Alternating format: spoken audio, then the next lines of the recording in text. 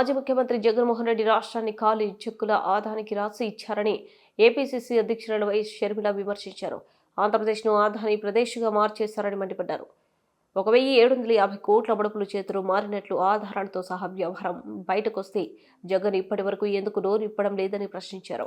విజయవాడలోని రాజ్భవన్కు షర్మిల నేతృత్వంలో కాంగ్రెస్ పార్టీ నాయకుల బృందం వెళ్లి గవర్నర్ అబ్దుల్ నజీర్కు జగన్ హయాంలో జరిగిన విద్యుత్ ఒప్పందాన్ని రద్దు చేయాలని కోరుతూ వినతిపత్రం అందజేశారు. ఈ ఒప్పందం వల్ల రాష్ట్రానికి తీవ్రంగా నష్టం జరుగుతుందని, ప్రజలపై భారం పడుతుందని ఫిర్యాదు చేశారు. ఈ ఒప్పందం కోసం రాష్ట్ర ప్రజలను తాకట్టు పెట్టారని పేర్కొన్నారు. వచ్చే 25 ఏళ్ల పాటు ఒప్పందం అంటే రాబోయే తరాన్ని కూడా తాకట్టు పెట్టినట్లేనని తమ ఫిర్యాదులో పేర్కొన్నారు. మేమందరం గవర్నర్ గారిని కలిసి ఇటీవల బయటపడ్డ అదానీ గ్రీన్ గారి సోలార్ పవర్ డీల్ లో జరిగిన అవినీతి గురించి గవర్నర్ గారికి చెప్పడం జరిగింది. ఈ డీల్ వల్ల ఆంధ్ర రాష్ట్రానికి కూడా నష్టం జరుగుతుంది అని చెప్పడం జరిగింది. కాబట్టి ఈ డీల్ని స్క్రాప్ చేయాలని అడిగాము. దీని మీద ఎంక్వైరీ జరగాలని అడగడం జరిగింది.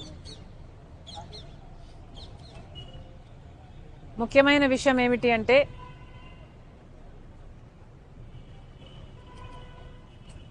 అదానీ గారి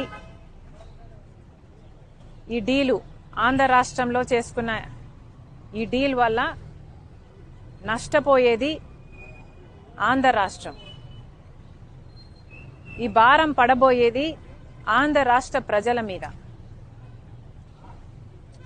కానీ లాభం మాత్రం అదానీ గారికి. ఇది ఎక్కడి న్యాయమని అడుగుతున్నాం. కేవలం అదానీ గారికి లాభం చేకూర్చడానికి చేసిన ఈ డీల్లో ఆంధ్ర రాష్ట్ర ప్రజలను తాకట్టు పెట్టడం జరిగింది. ఇది న్యాయమేనా?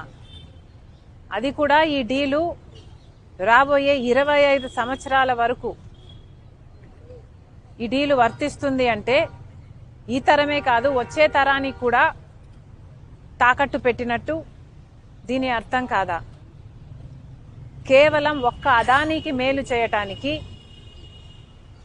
ఆంధ్ర రాష్ట్రాన్ని, ఆంధ్ర రాష్ట్ర ప్రజలని తాకట్టు పెట్టి వాళ్ళకు నష్టం వచ్చినా పర్వాలేదు అన్న రీతిలో ఆలోచన చేశారు.